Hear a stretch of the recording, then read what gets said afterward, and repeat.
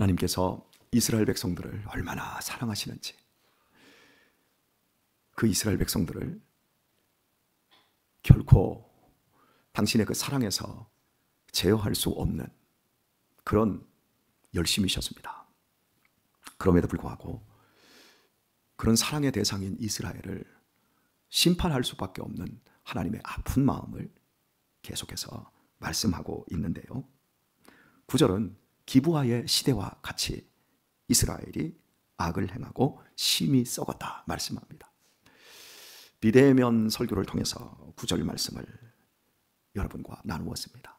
기브아의 시대는 사사시대의 말이 없, 동성애가 판을 치고 제사장들까지 첩을 두는, 오직 물질과 인간의 쾌락만이 선과 행복으로 변질된 시대였습니다.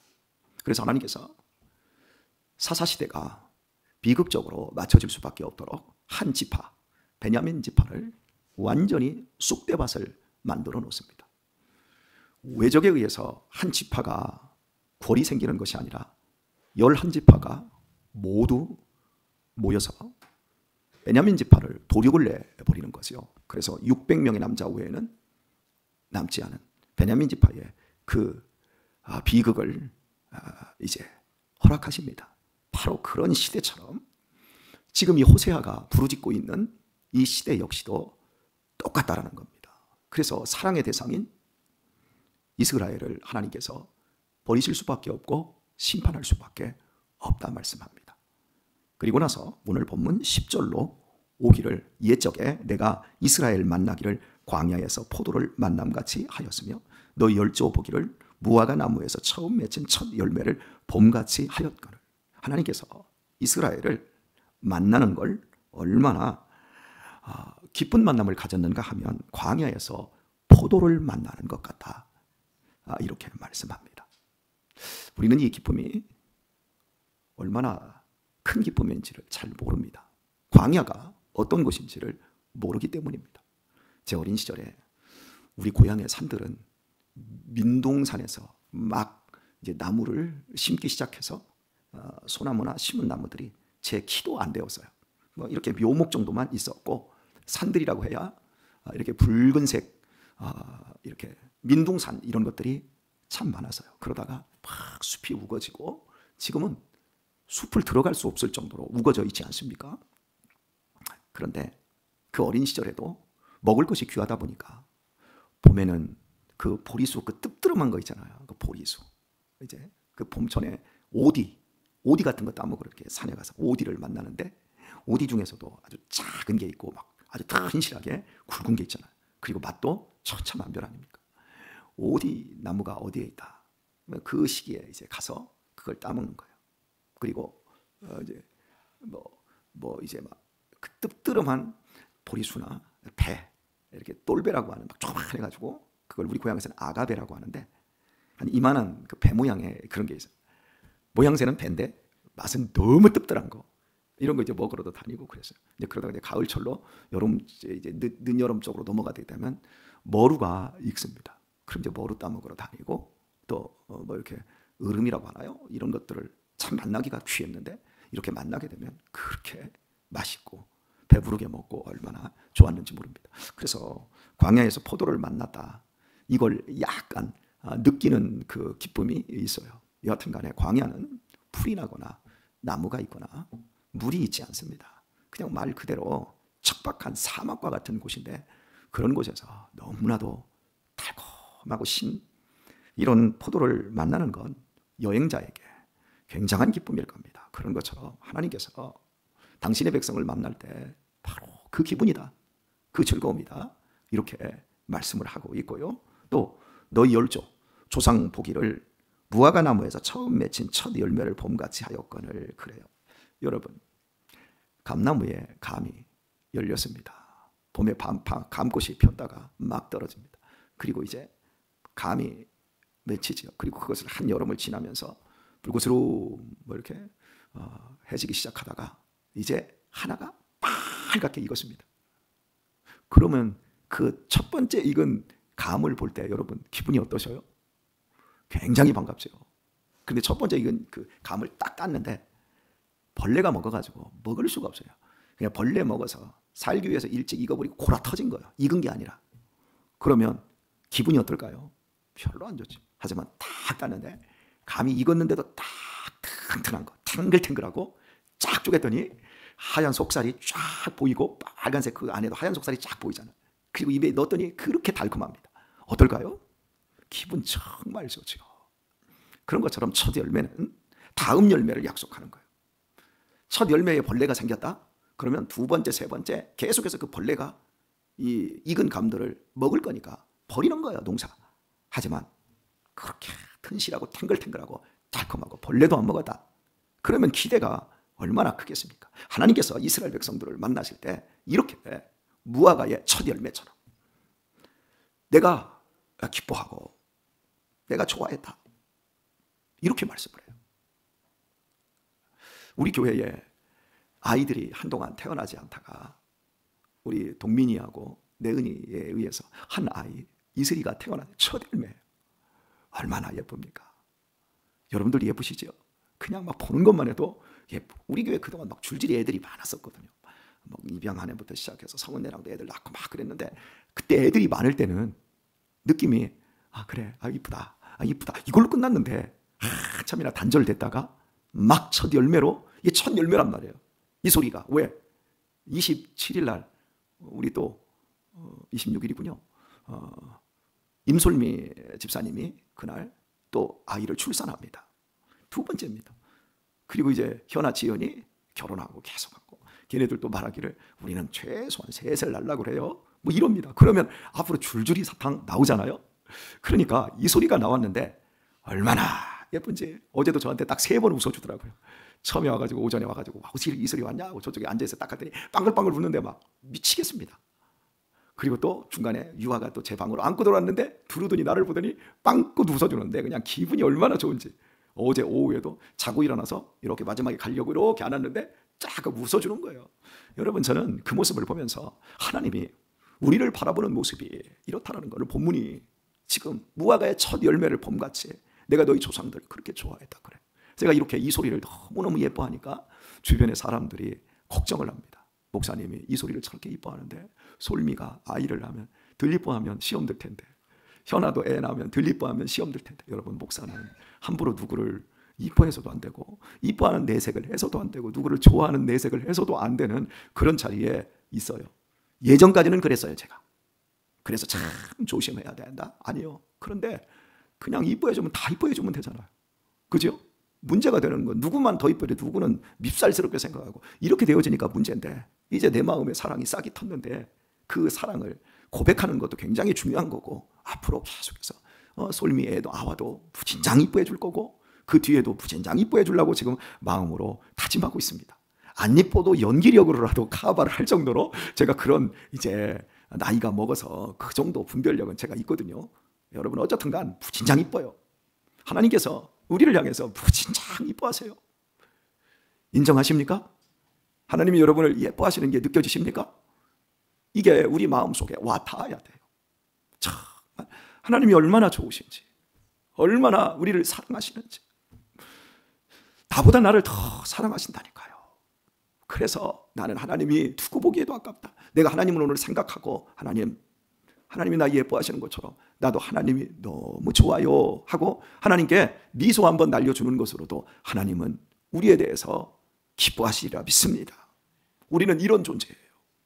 이렇게 하나님이 이스라엘을 사랑하셨거늘 자, 그 뒤가 저희가 바알 부올에 가서 부끄러운 우상에게 몸을 드림으로 저희의 사랑하는 우상같이 가증하여졌도다. 사랑이 변질된 거예요. 왜냐하면 바알 부올 우상에게 가서 자기의 몸을 바쳐버렸대요. 자, 이 소리 얘기를 했으니까 이 소리가요 나한테 빵긋 웃어줄 때 그냥 막 기분이 좋은데 이 녀석이 지 기분이 안 좋으면 눈을 안 마주쳐요. 이소라 여기 봐 그런데도 눈을 안 맞춰요. 눈을 안 맞추고 이쪽만 보고 저쪽만 보고 그래요. 그럼 제가 막 얼굴 잡아놓고 봐 이렇게 하거든요. 근데 이렇게 딱 잡아놓으면 눈을 딱 맞추잖아요. 그러면 금방 눈을 외면해요. 와 그러면 그냥 얼마나 기분이 안 좋은지 몰라요. 여러분 이게 사랑하는 사람이 사랑하는 대상자를 향한 그 마음이에요.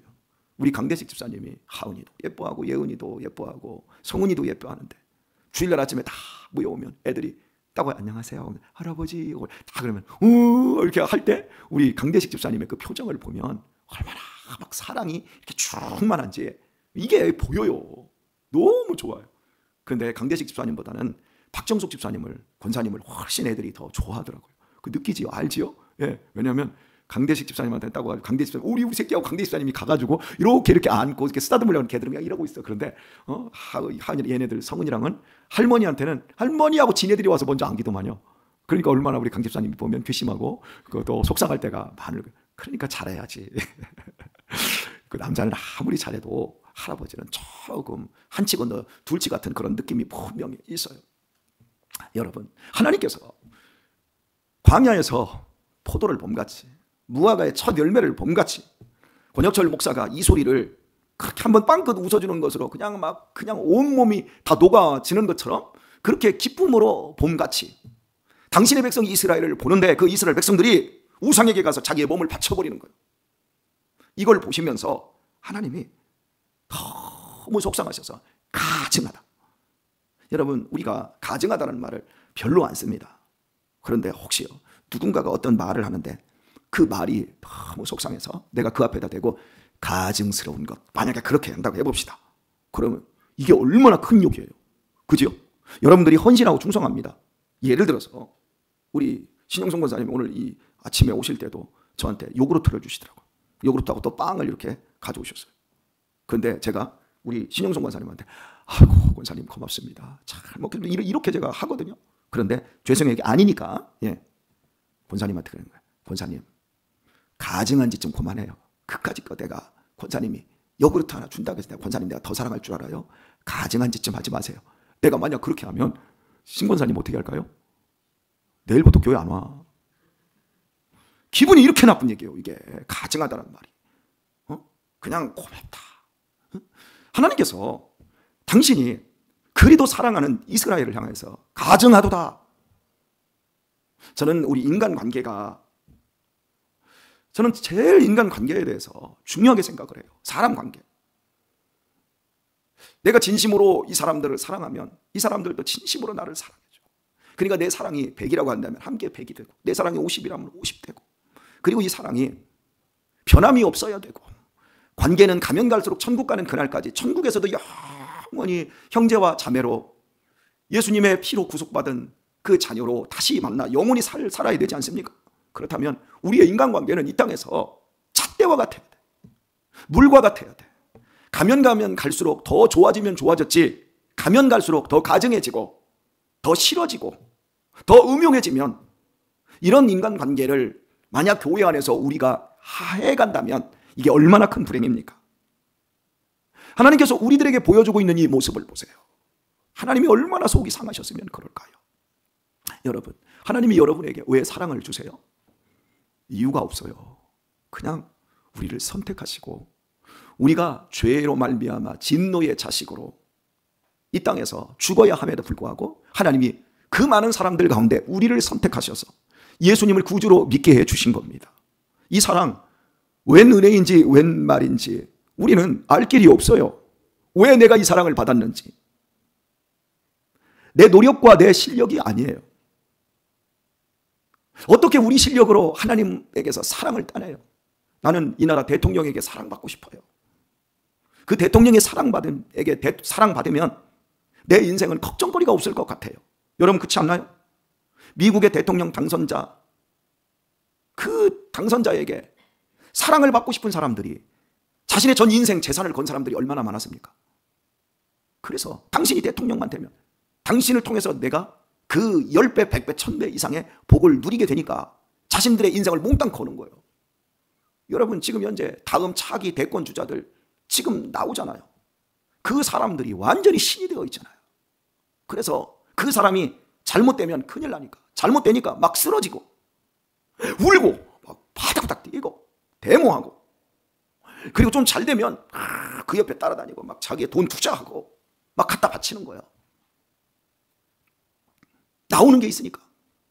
이런 권력자, 최고의 권력에 오를 사람들에게도 잘 보이고 또 실제로 내가 원한 대로 그 최고의 권력자가 나를 알아줄 때 여러분 얼마나 인생이 달라집니까?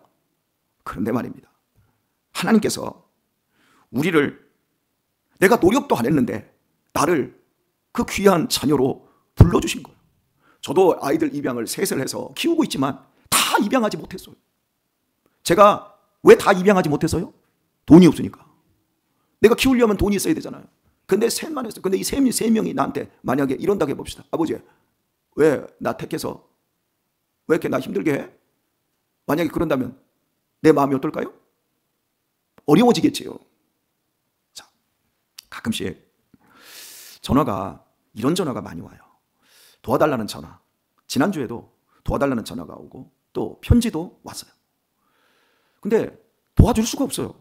믿을 수가 없어. 도와달라는 게 이게 다 사기꾼이야, 사기꾼. 진짜 어려워서 편지를 보내는지 이걸 몰라.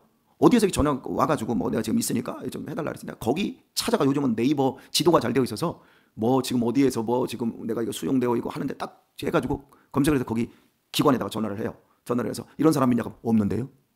그러니까 구제하고 선교하고 돕는 이런 일들도 사기꾼들이 너무 많은 거예요. 그런데 있잖아요. 전화가 지난주에 왔어요. 하나가 왔는데 저 장호원에서 한 사람이 전화를 해서 내가 이렇게 어렵고 힘들어서 그런데 좀 도와주십시오. 이렇게 얘기를 해요. 그래서 제가 거기가 어디입니까? 그랬더니 장호원이래. 그러면 그 장호원에 교회들이 많습니다. 장호원에 있는 교회로 가십시오. 그리고 그 교회에 등록을 하시고 그 교회 목사님에게 이러이러하다. 그래서 내가 좀 도움을 받고 싶다. 그렇게 말을 하십시오. 그러면서 나는 우리 교회 안에 있는 이 송탄에 있는 이 교회, 내가 목회하는 이 필드 안에서 내가 우리 성도들을 내가 관리하는 것도 그들을 돕고 섬기는 것도 벅찹니다. 그러니 그쪽에 하십시오. 하고 했더니 갑자기 확 돌변해서 성질을 내는 거예요. 누구는 도와주고 누구는 안 도와주고 그따위로 하니까 교회가 공평하지 않고 누구는 도와주고 누구는 안 도와주고 막 화를 내는 거예요. 여러분 도와주고도 욕먹는다니까요. 여러분 도움 받는 사람의 의지에 따라 도와주는 거예요? 돕는 사람의 의지에 따라 돕는 거예요? 돕는 자가 선택하는 거예요. 맞지요? 그러니까 내가 선택받은 이 사람은 그냥 감사할 것밖에 없는 거예요. 그런데 선택받지 못했다고 막 성질을 내는 거예요. 아니 원래 그 돕는 그게 그 사람들 건가요? 우리가 예수님을 믿고 구원을 받았는데 세상 사람들이 우리에게 시비 거는 게 바로 그겁니다. 야, 하나님이 왜 니네만 택했냐? 나는 버리고?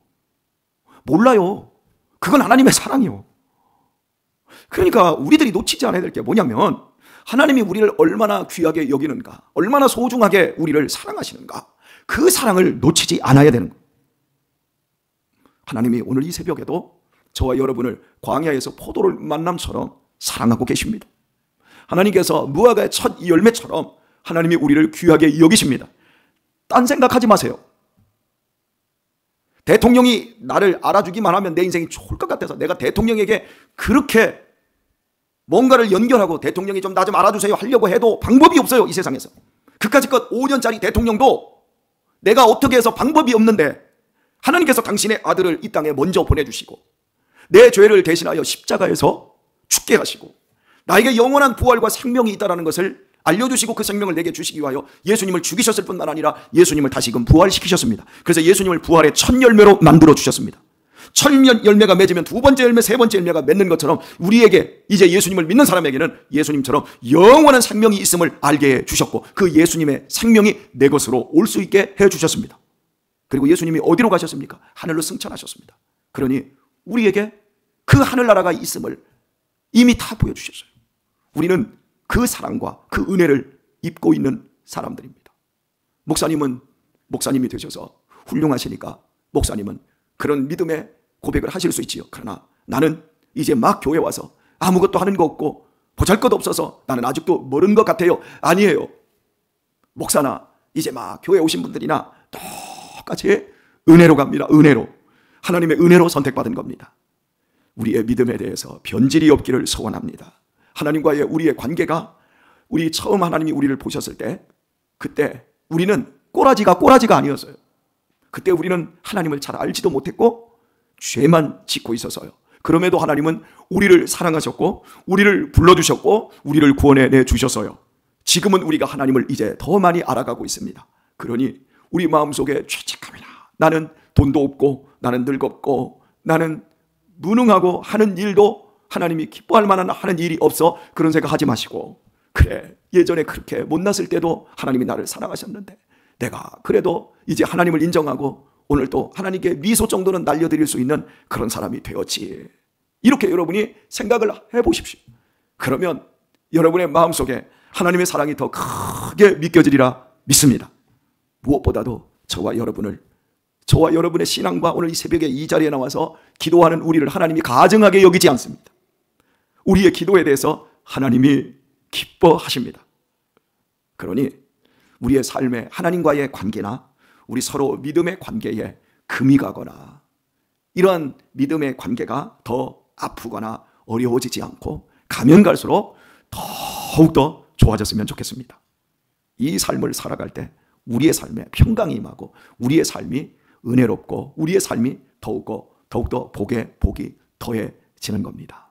오늘도 하나님이 보실 때 눈에 넣어도 아프지 않는 그런 귀한 자녀들로 이 하루를 그런 행복한 마음, 즐거운 마음 가지고 살아내셔서 꼭 승리할 수 있길 예수님의 이름으로 축원드립니다.